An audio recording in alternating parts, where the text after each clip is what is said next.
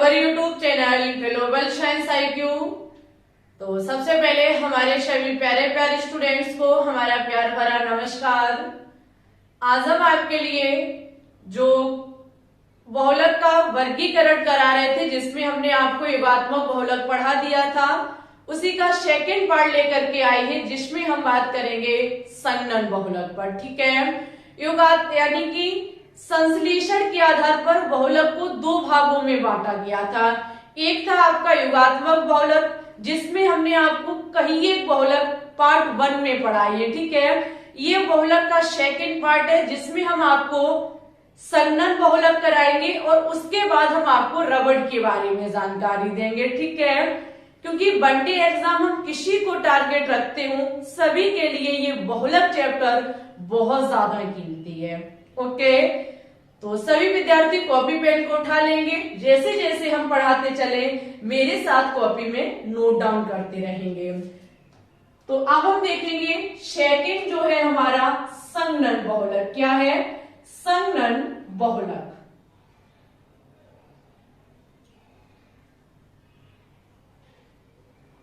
संघनन बहुलक, जिसका दूसरा नाम होता है पदवृद्धि बहुलक। ठीक है, इसका दूसरा नाम पदवृद्धि बहुलक भी होता है। तो पदवृद्धि बहुलक भी लिख सकते हैं आप लोग।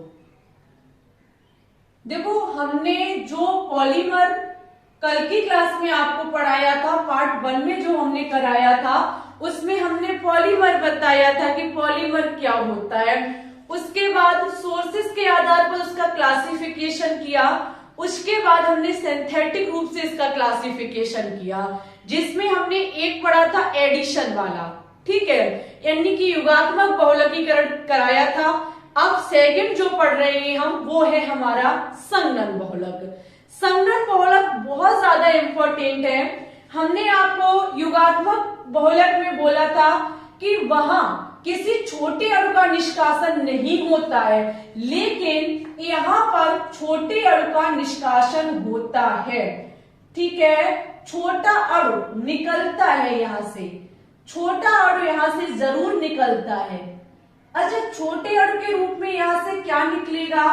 यहाँ से जल निकल सकता है, यहाँ से HCl निकल सकता है, यहाँ से हमारी अमोनिया निकल सकती है, यहां से हमारी कार्बन डाइऑक्साइड निकल सकती है। ठीक है, तो संघनन बहुलक में जो भी हम बहुलक देखेंगे, वहां से किसी छोटे अणु का निष्कासन जरूर होगा। ओके, इतनी चीज आपको बहुत अच्छी से दिमाग में रखनी है। सबसे पहले जो हम इसमें देखेंगे वो है हमारा बहुत ज्यादा प्रेमी नायलॉन 66। क्यों है? क्योंकि वनडे एग्जाम इसे पूछता है, पूछ गया, और हो सकता है कि आने वाले कल को एग्जाम में ये पूछ ले। तो हेडिंग लगाएंगे सभी स्टूडेंट्स, नायलॉन 66। ठीक है, क्या होगी हमारी हेडिंग? नायलॉन 66। नायलॉन 66। कभी कभी तो हमें कंटिन्यू बोलना पड़ता है, क्योंकि कुछ ना कुछ बजाने वाले लोग आ ही जाते हैं। नायलॉन 66। ठीक है, हम सबसे पहले नायलॉन 66 देखेंगे। एक बात जो हमने कल कही, एक बार दोहराई थी कि किसी बहुलक के निर्माण के लिए आपको मोनोमर पता होना चाहिए था। योगात्मक बहुलक में जो हम हेडिंग लगा रहे थे, जैसे कि हमने एथिलीन हेडिंग लगाई थी, तो वो एथिलीन हमारा मोनोमर था। हमने बाइनल क्लोराइड हेडिंग लगाई थी, वो बाइनल क्लोराइड हमारा मोनोमर था। लेकिन संघनन बहुलक में जो हमने हेडिंग लगाई नायलॉन 66, ये बहुलक है हमारा, हमें इसको चाहिए, इसको बनाना है। चीजें समझिए, ऐसे कोई नहीं बताएगा आपको कि क्या हम ले रहे हैं, क्या बना रही है। योगात्मक बहुलक में जो हमने हेडिंग लगाई, जैसे कि टेफ्लॉन तो बता दिया था, जैसे कि हमने हेडिंग लगाई थी वहां पे प्रोपीन, तो वो प्रोपीन क्या था? मोनोमर। निर्माण किसका हुआ? पॉलीप्रोपीन का। तो पॉलीप्रोपीन क्या था? हमारा बहुलक यानी कि पॉलीमर था। उसी प्रकार से हम नायलॉन 66, ये मत समझना कि ये मोनोमर है। मैम जी अभी इसका फॉर्मूला लिखेंगे यहाँ पर, नहीं डियर स्टूडेंट्स, हमको नायलॉन 6,6 बनाना है, ये बहुलक है मोनोमर, अब हम बताएंगे। ठीक है, हम देखेंगे नायलॉन 6,6 के लिए हमें क्या चाहिए। तो हमको चाहिए हेक्सामेथिलीन डाइएमीन। इसके निर्माण के लिए जो हमको चाहिए वो है हेक्सामेथिलीन। क्या चाहिए? हेक्सामेथिलीन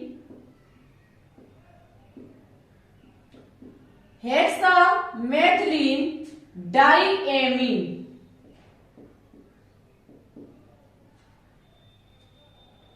हेक्सामेथिलीन डाइएमीन और एडपिक अम्ल। और क्या चाहिए? एडपिक अम्ल। ठीक है, वनडे एग्जाम बहुत ज्यादा पूछता है, बताइए एडपिक अम्ल और हेक्सामेथिलीन डाइएमीन से कौन सा बहुलक बनाया जाता है? तो नायलॉन 6,6 पूछा बनाया जाता है। ठीक है, समझ गए सभी स्टूडेंट्स। हेक्सामेथिलीन डाइएमीन, डाइएमीन का मतलब है NH2 2। हेक्सामेथिलीन का मतलब है कि CH2 हमारे 6। ठीक है, तो हम देखो कैसे लिखेंगे, CH2 का होल 6, जिसके इधर उधर एक इधर NH2 और एक इधर NH2, ये हमारा क्या है? हेक्सामेथिलीन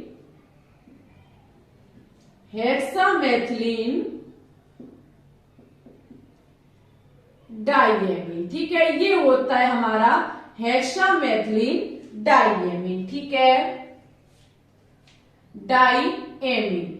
इसकी क्रिया हम किसके साथ करा रहे हैं? इसके साथ हम लेंगे एडपिक अम्ल। इसके साथ हम क्या लेंगे? एडपिक अम्ल। एडपिक अम्ल क्या होता है? ध्यान रखना, CH2 का होल 4, जिसके इधर उधर COOH, इसके इधर उधर COOH, ये होता है हमारा एडपिक अम्ल। ठीक है, क्या होता है? ये हमारा एडपिक अम्ल होता है। एक एक बात कीमती है, नायलॉन 6,6 बनाने के लिए हेक्सामेथिलीन डाइएमीन चाहिए और हमको एडपिक अम्ल चाहिए। हेक्सामेथिलीन CH2 का होल 6, डाइएमीन का मतलब 2 NH2। ठीक है, एडपिक अम्ल क्या होता है? CH2 का होल 4 और इधर उधर COOH। ठीक है, कार्बोक्सिलिक अम्ल के ग्रुप। हम क्या काम कराएंगे? एक चीज अभी हमने बोली थी कि संघनन बहुलक में किसी ना किसी एक छोटे अणु का निष्कासन जरूर होता है। यहां से देखो निष्कासन कैसे होगा, एक H यहां से निकलेगी और यहां से आपका निकलेगा डबल, जो COOH लिखा हुआ है, जरा इसे ऐसे लिख दो। कैसे? ऐसे लिखो, COOH। यहां से H, यहां से OH निकल के क्या बनाएंगे? जल बनाएंगे।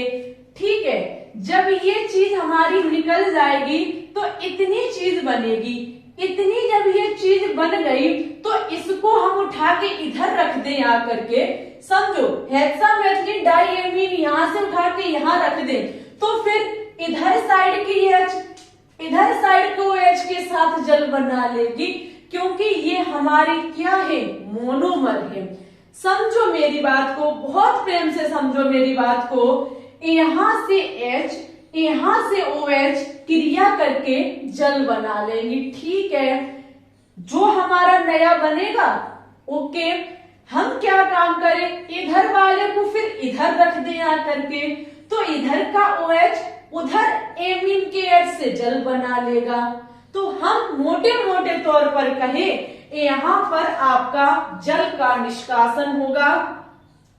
अमोनिया एमीन के दोनों भाग से एक एक H और इसके से OH निकलेंगे। ठीक है, बनने वाला नया जो हमारा होगा वो यहाँ क्या बचेगा? NH बचेगा। सिंगल बॉन्ड CH2 का होल 6 NH। अब समझो मेरी बात को, यहां से जब H गया तो इसका एक बॉन्ड फ्री हो गया, जिससे ये आपस में जुड़ जाएंगे आकर के। यहां क्या बचेगा आपका CO, C double bond O, single bond CH2 का whole 4, C double bond O, यही तो बचेगा।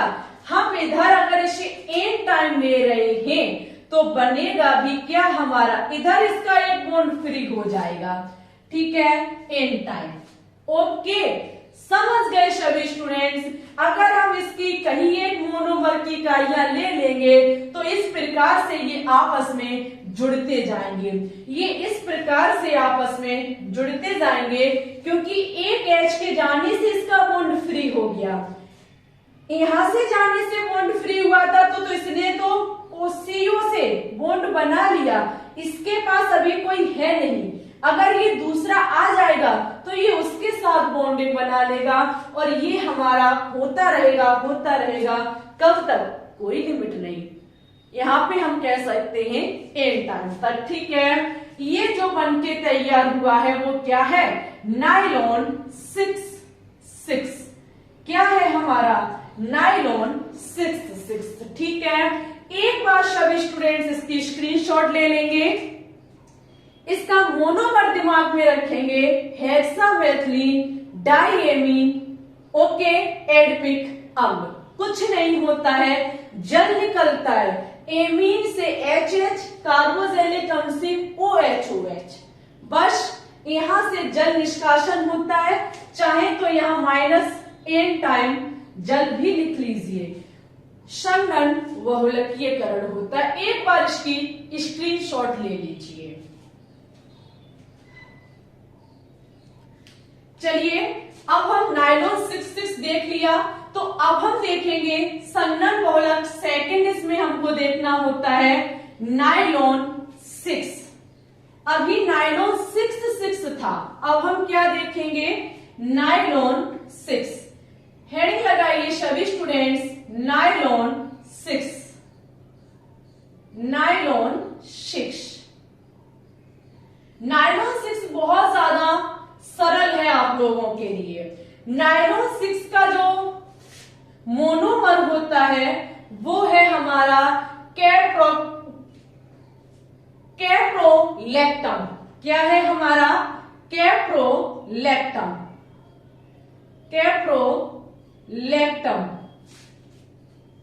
लैक्टम लिखना था और टेक्टम हो जाएगा, अभी क्या हो जाएगा, लैक्टम, ठीक है, कैप्रोलैक्टम। बहुत ज्यादा सरल है नायलॉन 6 का निर्माण करना। नायलॉन 6 का मोनोमर ध्यान रखना कैप्रोलैक्टम होता है। क्या होता है, कैप्रोलैक्टम होता है, ठीक है। यहां पर कैप्रोलैक्टम का फॉर्मूला आप देखेंगे, बहुत ध्यान से देखना है, ठीक है। यहां पर आपको क्या काम करना पड़ता है, आपको यहाँ पर 6 कार्बन लेनी होती है। कितनी कार्बन, 6 कार्बन आप लोगे, 6 कार्बन लोगे और बीच में आप लोगे NH। क्या लोगे, NH। सभी को सिंगल बॉन्ड से जोड़ देना है और एक C से आपको डबल बॉन्ड O लगा देना है, ठीक है। 6 कार्बन लीजिए, NH ऊपर लगा दीजिए, एक कार्बन से डबल बॉन्ड O लगा दो। सभी कार्बन की वैलेंसी पूर्ण करने के लिए यहां हमको 2 हाइड्रोजन चाहिए, ठीक है, 2 हमको हाइड्रोजन चाहिए। ये होता है हमारा कैप्रोलैक्टम।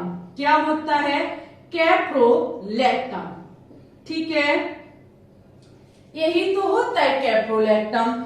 हम इसका क्या कराएंगे, बहुलकीयकरण कराएंगे। क्या कराएंगे, बहुलकीयकरण। यहां से किसी का निष्कासन नहीं होता है, लेकिन इतना सरल कभी नहीं मैंने देखा। कुछ नहीं करना है, यहां से बॉन्ड को ब्रेक कर देना है। यहां से जैसे ही आप बॉन्ड ब्रेक करेंगे तो देखो यहां पर आपका क्या हो जाएगा, सी डबल बॉन्ड ओ, क्या बचेगा, C double bond O, single bond 1 2 3 4 5, 5 हमारे हैं CH2 का होल 4 लिख देंगे, बचा आपका NH, क्या बचा, NH, ठीक है। ये है हमारा नायलॉन 6। बोलो आ गया समझ में, बहुत ज्यादा सरल है नायलॉन 6। कैप्रोलैक्टम में नाइट्रोजन और कार्बन के बीच का बॉन्ड ब्रेक कर दीजिए और सभी को खोल करके लिख दीजिए, सी डबल बॉन्ड ओ, ये हमारे 5 है तो CH2 का होल 5 हो जाएगा, बचा NH, N टाइम, ठीक है। ये होता है हमारा कैप्रोलैक्टम से नायलॉन 6 का निर्माण। ओके, सभी विद्यार्थी फटाफट इसकी स्क्रीनशॉट ले लेंगे क्योंकि नायलॉन 6 का जो मोनोमर है वो बहुत ज्यादा पूछा जाता है। ओके, लीजिए फटाफट स्क्रीनशॉट। अब हम देखेंगे नेक्स्ट है हमारा टेरिलीन, जिसे डेट्रोन भी कहा जाता है। तीसरा नंबर है हमारा, तीसरे नंबर पे देखेंगे, हेडिंग लगाइए, तीसरी हेडिंग है हमारी ये, जो कि है टेरिलीन, जिसका दूसरा नाम होता है डेक्रोन। क्या होता है, डेक्रोन, ठीक है। चाहे डेक्रोन के नाम से आए चाहे टेरिलीन के नाम से आए, आपको दिमाग में एक ही बात रखनी है। यहां पे हम देखेंगे कि इसका मोनोमर क्या होता है, इसको प्राप्त करने के लिए हमें किस मोनोमर की आवश्यकता पड़ती है, क्योंकि हमें इसका निर्माण करना है, ठीक है। इसका जो मोनोमर होता है वो है एथिलीन ग्लाइकॉल। क्या है, ethylene glycol. Ethylene glycol, ethylene glycol के साथ हम क्या काम, ग्लाइकॉल के साथ हम क्या काम करते हैं, टेरिथैलिक अम्ल लेते हैं। क्या लेते हैं, टेरिथैलिक अम्ल लेते हैं। ध्यान रखना, वेरी इंपॉर्टेंट, टेरिलीन या डेक्रोन का जो मोनोमर होता है वो एथिलीन ग्लाइकॉल के साथ टेरिथैलिक अम्ल। ओके, सबसे पहले एथिलीन ग्लाइकॉल को हम देखेंगे कि इसका फॉर्मूला क्या होता है। बहुत सरल होता है, बीच में लो CH2, इधर उधर लगा दो OH, ये होता है एथिलीन ग्लाइकॉल। क्या होता है, एथिलीन ग्लाइकॉल, ठीक है। लिख लो इसके नीचे, ये है हमारा एथिलीन ग्लाइकॉल। एथिलीन ग्लाइकॉल के साथ टेरिथैलिक अम्ल क्या होता है, बेंजीन वलय। बेंजीन वलय के दोनों साइड COOH, दोनों साइड COOH ही हमारा टेरिथैलिक अम्ल कहलाता है। क्या कहलाता है, टेरिथैलिक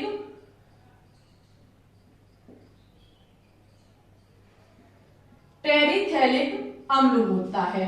ओके, यहाँ छोटे अणु का निष्कासन होगा जैसे नायलॉन 6 में हुआ था। एक H यहां से, OH यहां से जल का निष्कासन होगा, OH यहां से, एक H यहां से जल का निष्कासन होगा। बहुत ज्यादा सरल, जो बचा इधर आपका ऑक्सीजन का एक बॉन्ड फ्री हो जाएगा, बचेगा CH2O, यहां इससे जुड़ेगा आकर के C डबल बॉन्ड O और इससे डायरेक्ट जुड़ेगी हमारी बेंजीन। क्या जुड़ेगी, बेंजीन जुड़ेगी, ठीक है। सही से बना लेना, ये हमारी बेंजीन जुड़ गई, यहां से आपका निकल गया है एक कार्बन का बॉन्ड फ्री हो जाएगा, ठीक है। यहां इसका मतलब है अगर हम टेरिथैलिक कहीं मोल ले लें, एथिलीन ग्लाइकॉल के कितने भी मोल हो, यहां से उतना ही हमारा टेरिलीन या डेक्रोन बहुलक बन के तैयार होगा। ठीक है, टेरिलीन।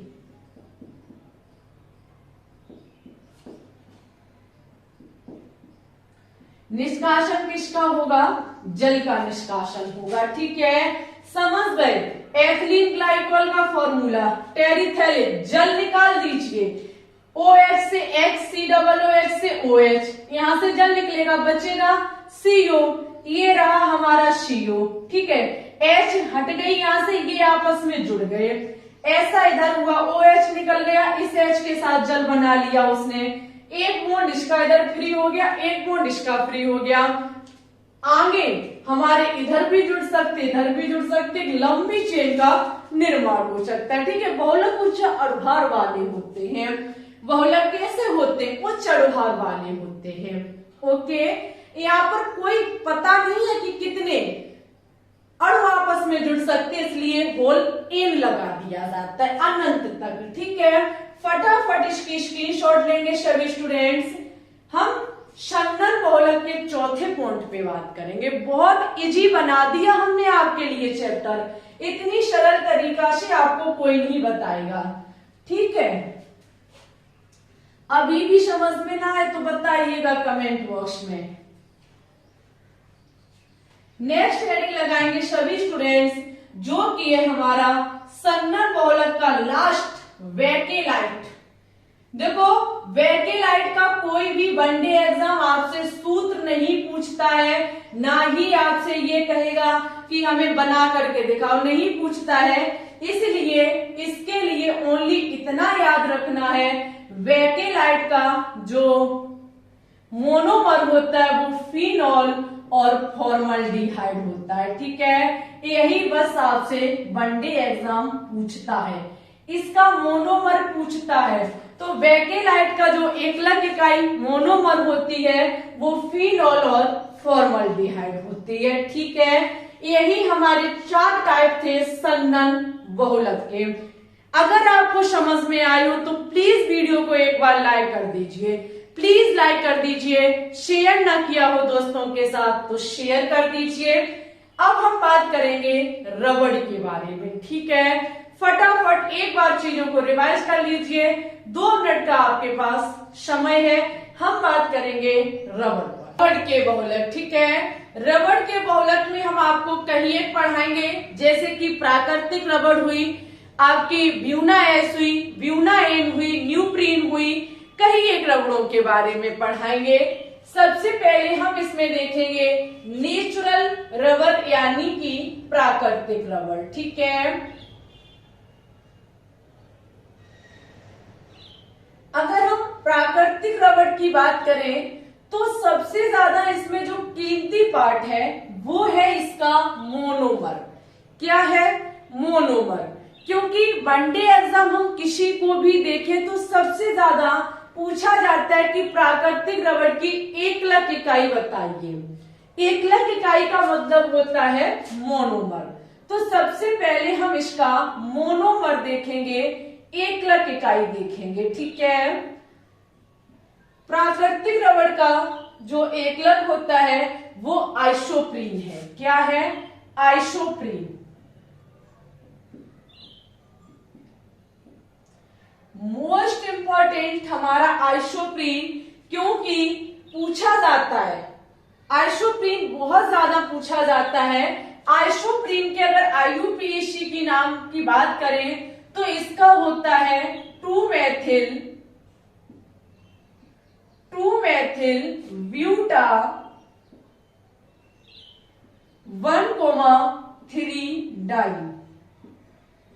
ठीक है, ये इसका IUPAC नाम होता है। इसी के आधार पर हम आइसोप्रीन मोनोमर लेंगे। क्या लेंगे?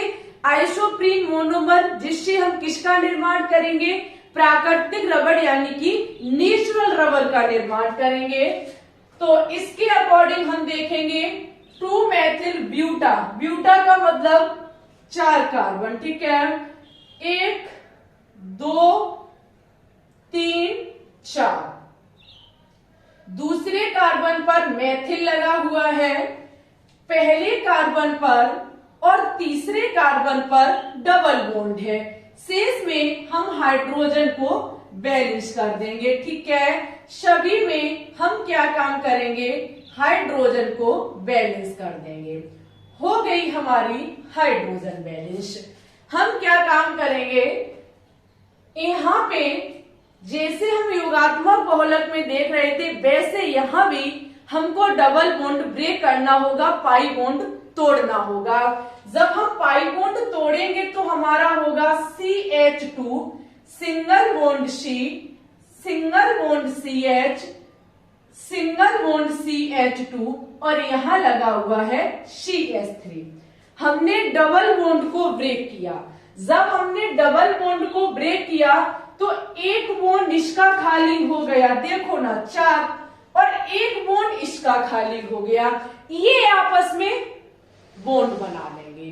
समझो मेरी बात को, डबल बॉन्ड ब्रेक हुए, फ्री रेडिकल आया, इसका बॉन्ड खाली हुआ, इसका बॉन्ड खाली हुआ, अब ये आपस में डबल बॉन्ड बना लेंगे। ठीक है, इसी प्रकार से यहाँ पर आप देखेंगे इसका एक बॉन्ड फ्री हो गया और इधर इसका एक बॉन्ड फ्री हो गया, जिसके चलते हम इसमें आगे भी जोड़ सकते हैं। हम कह सकते हैं एंजाइम। ठीक है, जितने हम इधर आइसोप्रीन लेंगे, जितने इधर इसके मोल लेंगे, उतने ही चेन में लगते जाएंगे। ठीक है, निर्माण किसका हुआ, प्राकृतिक रबड़ का। ये हमारी क्या है, प्राकृतिक रबड़ है। और ये क्या था, हमारा आइसोप्रीन था। ये है हमारा आइसोप्रीन। ठीक है, कर लीजिए नोट डाउन। आइसोप्रीन होता है 2-मेथिल ब्यूटा 1,3 डाइन। कुछ नहीं होता है, डबल बॉन्ड को तोड़ना है, ब्रेक करना है पाई बॉन्ड। ठीक है, जैसे ही हम पाई बॉन्ड को तोड़ेंगे, एक बॉन्ड इस कार्बन का, एक बॉन्ड इस कार्बन का खाली हो जाएगा, ये आपस में बॉन्डिंग कर लेंगे। ठीक है, ये जो बनके तैयार होगा यही हमारा नेचुरल रबर होगा। ठीक है, चलिए अब हम देखेंगे न्यूप्रीन रबर के बारे में। किसके बारे में देखेंगे, न्यूप्रीन रबर के बारे में देखेंगे। ये भी बहुत ज्यादा कीमती है। रबर में जो सबसे ज्यादा इंपॉर्टेंट है वो है इसके मोनोमर। हेडिंग लगाइए न्यूप्रीन रबर। क्या लगाएंगे, न्यूप्रीन रबर। न्यूप्रीन है, कभी कभी दिमाग से शब्द निकल जाते हैं, न्यूप्रीन रबर। ठीक है, हम क्या देखेंगे, इसका मोनोमर यानी कि एकलक इकाई देखेंगे। ठीक है, इसका भी मोनोमर बहुत ज्यादा कीमती है। इसका मोनोमर होता है क्लोरोप्रीन। क्या होता है, क्लोरोप्रीन। क्लोरोप्रीन अगर इसके IUPAC की बात करें तो इसका IUPAC नाम होता है 2-क्लोरो ब्यूटा 1,3 डाइलीन। ठीक है, ये इसका IUPAC नाम होता है। जहां मेथिल था वहां ओनली ऑन क्लोरो हो जाएगा, यानी कि Cl हो जाएगा। ठीक है, सेम सब कुछ वही रहने वाला है, सेम सब कुछ वही रहेगा। 2-क्लोरो, तो यहाँ पे हमारा C, single bond C, single bond C, single bond C। ठीक है, पहले और तीसरे कार्बन पर हमारा डबल बॉन्ड हो जाएगा, दूसरे कार्बन पर Cl हो जाएगा और हाइड्रोजन को बैलेंस कर देना है। ठीक है, हाइड्रोजन को हम बैलेंस कर देंगे। हाइड्रोजन को हम बैलेंस करेंगे, बहुलकीय करण कराएंगे। बस कुछ नहीं, डबल बॉन्ड ब्रेक होंगे। क्या ब्रेक होंगे, डबल बॉन्ड ब्रेक होंगे। यहां से भी, यहां से भी बचेगा क्या, CH2 single bond C, single bond C, CH single bond CH2। Double bond के ब्रेक होने से एक बॉन्ड इसका खाली हुआ, क्योंकि कार्बन 4 वैलेंसी रखता है और इसका भी एक बॉन्ड खाली हुआ, जिसके चलते ये आपस में डबल बॉन्ड बना लेंगे। ठीक है, ये होता है हमारा न्यूप्रीन। क्या होता है? न्यूप्रीन, जो किससे बना हुआ है? क्लोरोप्रीन मोनोमर से, क्लोरोप्रीन मोनोमर से। ठीक है, मोस्ट इंपॉर्टेंट है आप लोगों के लिए, फटाफट इसकी स्क्रीनशॉट लीजिए। उसके बाद हम बात करेंगे व्यूना एस पर। ठीक है, उतार लीजिए, छाप लीजिए, स्क्रीनशॉट ले लीजिए, जो करना चाहो वो कर लीजिए, बस दिमाग में रहना चाहिए। आपका दिमाग आपके लिए कीमती है भाई। कॉपी पेन से एक बार भूल सकते हैं, दिमाग में अगर बैठा ली चीज तो निकाल नहीं पाएगा कोई भी। ठीक है, ये दूसरा नंबर था। अब डालेंगे तीसरी नंबर हेडिंग, जो है हमारा व्यूना एस रबड़। क्या है? व्यूना एस रबड़।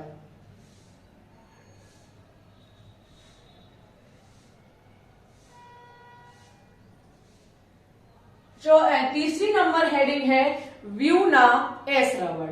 देखो, व्यूना एस रबड़ में हम सबसे पहले इसका मोनोमर देखेंगे। क्या देखेंगे? मोनोमर देखेंगे कि व्यूना एस का मोनोमर क्या है। व्यूना एस को हम किस मोनोमर से प्राप्त करते हैं? व्यूना, व्यू का यहां मतलब होता है ब्यूटा, ब्यूटा 1,3 डाई। समझो मेरी बात को, डाई इन। ठीक है, और एस का मतलब होता है स्टाइलीन। क्या होता है? स्टाइलीन। यहां पर जो आप निर्माण करने जा रहे हैं व्यूना एस का, एक चीज दिमाग में रखना, जब हमने युगात्मक बहुलक पढ़ाया था तो वहां पर हमने जो मोनोमर लिया था उसी की हेडिंग लगाई थी, लेकिन संघनन बहुलक में हमने नायलॉन 6 लिया, लेकिन उसका जो मोनोमर लिखा था वो दूसरा था। ये मत समझना कि नायलॉन 6 का मोनोमर का फॉर्मूला हम नीचे लिखते जा रहे हैं। हर एक चीज ध्यान में रखना सब स्टूडेंट्स। व्यूना एस रबड़ नहीं है ये तो इससे हम प्राप्त करेंगे, जबकि युगात्मक बहुलक में हम जो यहाँ लिख रहे थे उसी का मोनोमर, यानी कि उसी का नाम लिख रहे थे, उसी का फॉर्मूला, उसी यौगिक का फॉर्मूला लिख रहे थे। ठीक है, यहाँ पर मोनोमर क्या है? Buta 1,3 diene. ये तो आप समझते ही हैं कि ये हमारा क्या होता है? ब्यूटा सी 4 बार। ठीक है, पहले कार्बन तीसरे कार्बन पर डबल बॉन्ड और कुछ नहीं, हाइड्रोजन को बैलेंस कर दीजिए। यहाँ 2 हाइड्रोजन लगेगी, यहाँ 1 हाइड्रोजन, यहाँ आपकी 1 हाइड्रोजन लगेगी और यहाँ भी आपकी 1 हाइड्रोजन लगेगी, यहाँ भी आपकी 2 हाइड्रोजन लगेंगी। ठीक है, ये होता है हमारा, क्या होता है? ब्यूटा 1। देखो, हमने पीछे एन टाइम नहीं लिया, आप लोग ले लेना। ठीक है, ब्यूटा 1,3 डाइइन। ओके, इसके साथ हम क्या लेंगे? स्टाइरीन लेंगे। क्या लेंगे? स्टाइरीन हमारा होता है बेंजीन से लगा CH डबल बॉन्ड CH2, यही हमारा होता है स्टाइरीन। क्या होता है? स्टाइरीन, बेंजीन से लगा CH2।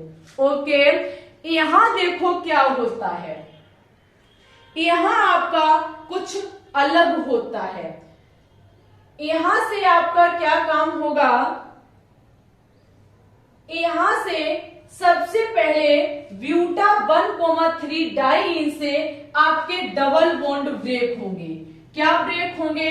डबल बॉन्ड ब्रेक होंगे। CH2 single bond CH, single bond CH, single bond CH2।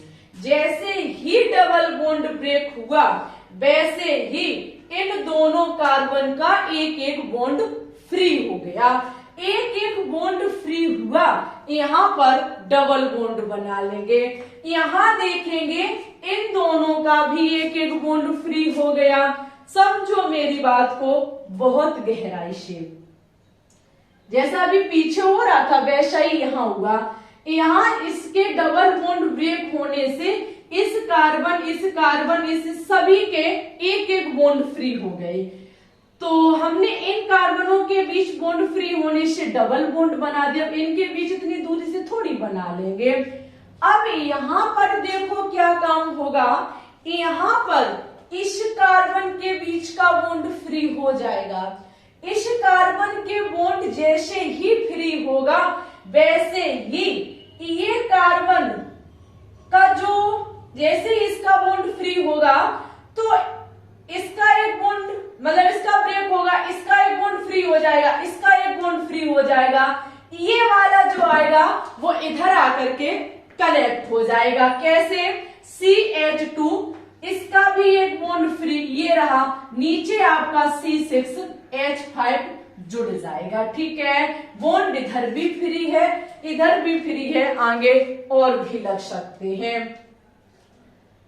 इसका जैसे ही ये बॉन्ड फ्री होगा, एक इसका फ्री नहीं होगा, सॉरी, ये बॉन्ड जैसे ही टूटेगा, ब्रेक होगा, एक कार्बन का बॉन्ड फ्री हो जाएगा, इस कार्बन का भी बॉन्ड फ्री हो जाएगा। इसका बॉन्ड फ्री हो करके इससे जुड़ेगा आकर के, किससे? इसके पास जुड़ेगा आकर के CH2, इससे जुड़ा CH आएगा, CH से लगा C6H5 होगा। इसका बॉन्ड फ्री है, वो ये रहा। ठीक है, अब यहाँ इसका आएगा वो आकर के जुड़ जाएगा, इसका आएगा उससे आकर के जुड़ जाएगा। ऐसे ही ये चीज हमारी बढ़ती जाएगी।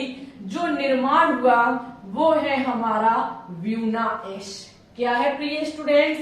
ये है हमारा व्यूना एश। ठीक है, फटाफट इसकी स्क्रीनशॉट लीजिए। मोनोमर ध्यान रखना, buta 1,3 diene plus styrene buna S बनाने में लिया जाता है। ओके, अब हम देखेंगे व्यूना एन रबड़ के बारे में। तो लगाइए हेडिंग सभी स्टूडेंट्स, व्यूना एन रबड़।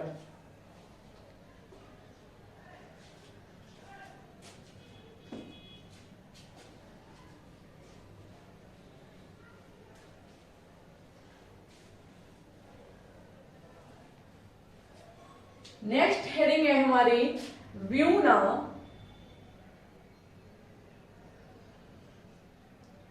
एन रबड़। क्या है?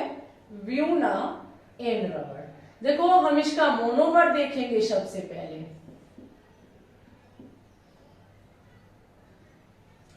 मोनोमर के लिए व्यूना का, व्यू का मतलब होता है ब्यूटा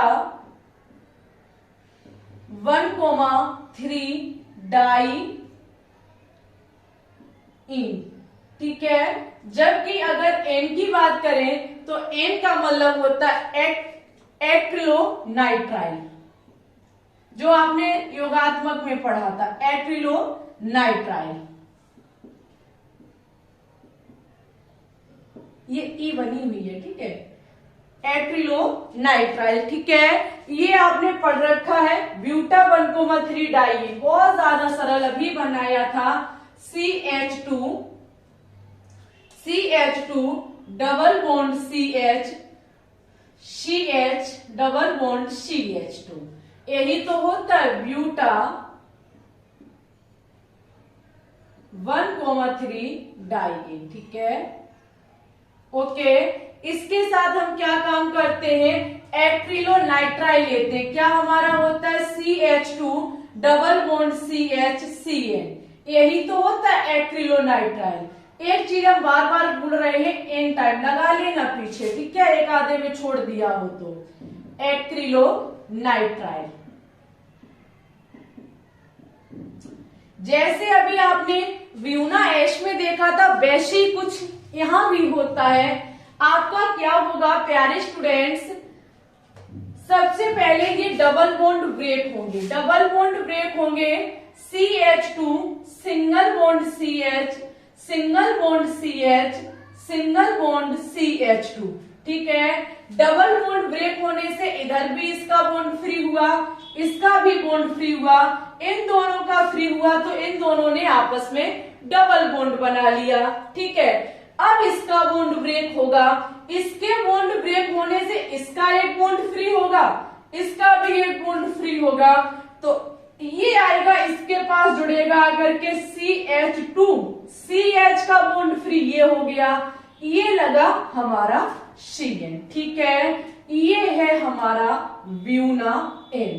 क्या है, अगर तरीका सीख जाओ तो चीजें बहुत आसान हो जाती हैं। आप पैटर्न को याद रखें कि हुई कैसे है, यहां से ऐसा क्या हुआ जिससे हमारा ब्यूना N बन गया। बस ये चीज आपको दिमाग में रखनी है, चीजें आसान हो जाएंगी, नॉर्मल है, सीखो तो बहुत सरल है हमारे प्रिय स्टूडेंट्स। तो ब्यूना N का निर्माण ब्यूटा 1,3 डाइईन और एक्रोनाइट्राइल से होता है। इसी के साथ हम इस पॉलीमर चैप्टर से बाय बाय टाटा करेंगे, क्योंकि हमारा चैप्टर फिनिश हो गया। ठीक है, आप समझ नहीं सकते कि हम कितना ज्यादा खुश हैं, क्योंकि हमने जो टारगेट आपके सामने रखा था, जो हम कह देते हैं, तो कभी कभी ये भी सोच लेते हैं कि पता नहीं हो पाएगा या नहीं हो पाएगा। कहना तो सरल होता है, करना थोड़ा कठिन होता है, लेकिन मुश्किल नहीं होता है। आप ये कहें कि कठिन का मतलब ये कि हम कर नहीं सकते, ऐसा नहीं है। एक बात हमेशा याद रखना, हम एक ऐसे इंसान है जो तय कर देते हैं, वो करके दिखाते हैं, चाहे उसके लिए मुझे दिन रात एक क्यों ना करनी पड़े, लेकिन वो सही काम हो। ऐसा नहीं है कि गलत काम है और हम सोच ले वो करें, नहीं नहीं, सही काम के लिए। हमारी मार्च जाते जाते हमने कहा था कि हम चैप्टर ऑर्गेनिक केमिस्ट्री के फिनिश कराएंगे, वो वादा, वो प्रॉमिस हमने आपके सामने बिल्कुल पूरी तरीके से कंप्लीट किया है। एक चैप्टर रह गया है, वो ऑर्गेनिक का तो नहीं है, लेकिन हम इसी में करा देंगे, दैनिक जीवन में रसायन। एक दो दिन हम थोड़ा सा बिजी रहेंगे, छोटा सा प्रोग्राम है हमारे घर पर और एक मीटिंग भी हमको लेनी है, जिसके चलते 2 दिन हमारी एब्सेंटी रहेगी। ठीक है, सिर्फ फ्राइडे सैटरडे से आपकी क्लास कंटिन्यू, यानी कि आज तो क्लास हम दे रहे हैं थर्सडे को, फ्राइडे को सिर्फ क्लास ऑफ रहेगी। आज शाम 3 बजे वाली लाइव नहीं होगी आपकी, और सैटरडे से आपकी क्लासें कंटिन्यू हो जाएंगी। ठीक है, अब कोई प्रॉब्लम नहीं है। हमारे प्रिय स्टूडेंट से हमारा ये कहना है, आप लोग ये बताएं, अप्रैल महीने में क्लास 12th फिनिश करवाना चाहते हैं या फिर क्लास 11th फिनिश करवाना चाहते हैं? कौन सा क्लास आप चाहते हैं कि फिनिश हो, वही क्लास हम इस अप्रैल महीने में फिनिश कराएंगे। ज्यादा से ज्यादा 10 महीने तक ले जाएंगे, अन्यथा हम फिनिश करा देंगे इनऑर्गेनिक केमिस्ट्री, जिसमें फिजिकल केमिस्ट्री भी शामिल है। ठीक है, आप लोगों के कमेंट ही हमको आगे बढ़ाएंगे, सोचने में हमारी मदद करेंगे। ठीक है, तो हमारे साथ साथ आप भी थोड़ा बहुत तो दिमाग लगाया करें और हमें बताएं कि कहां हमें जाना चाहिए, क्लास 12th की तरफ कदम रखना चाहिए, क्लास 11th की तरफ। देखते हैं आपके कमेंट क्या कहते हैं। आपके कमेंट को देखते ही हम आगे बढ़ेंगे। 1 अप्रैल से जो अप्रैल का महीना और लगभग 10 महीने हमारा एक क्लास हम फिनिश कर देंगे। ठीक है, अब वो आप बताएंगे, वही कराएंगे।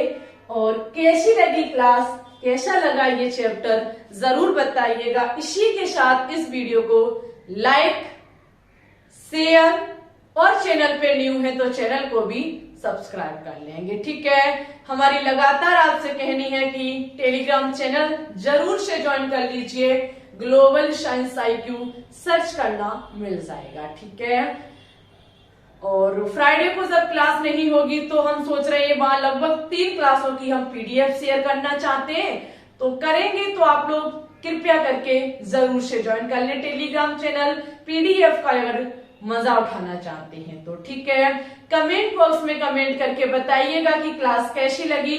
आपके कमेंट से हमारा दिल हैप्पी हो जाता है। ओके, मिलते हैं न्यू क्लास में। दैनिक जीवन में रसायन चैप्टर एक वीडियो में पूरा खत्म कराने की कोशिश करेंगे, 1 शॉर्ट वीडियो में। ठीक है, मिलते हैं न्यू क्लास में। तब तक के लिए हमारे सभी प्यारे स्टूडेंट्स को बाय बाय। पढ़ते रहिए, आगे बढ़ते रहिए, ऊंचाइयों को छूते रहिए, क्योंकि लहरों से डरकर नौका पार नहीं होती और कोशिश करने वालों की कभी हार नहीं होती। एक नन्ही चींटी जब दाना लेकर चलती है, चढ़ती दीवालों पर 100 बार फिसलती है।